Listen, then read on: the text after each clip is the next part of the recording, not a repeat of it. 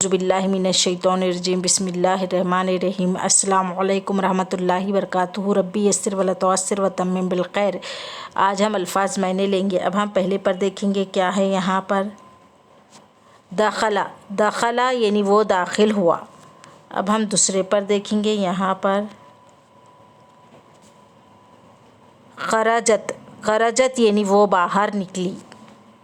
अब हम तीसरे पर देखेंगे क्या है यहाँ पर नज़रता इला यानी तूने देखा, वाहिद मुज़क्कर के लिए है। अब हम इसके बाद देखेंगे क़राती, क़राती यानी तूने पढ़ा, वाहिद मुअन्नस के लिए है ये। अब हम नीचे देखेंगे क्या है यहाँ पर अत्तामु, अत्तामु यानी खाना के लिए कहा गया है। अब हम इसके बाद देखेंगे क्या है यहाँ पर देखेंगे हम क्या है यहाँ पर है वज़अतुहा, वज़अतुहा यानी मैंने रखा इसको। अब हम इसके बाद देखेंगे क्या है यहाँ पर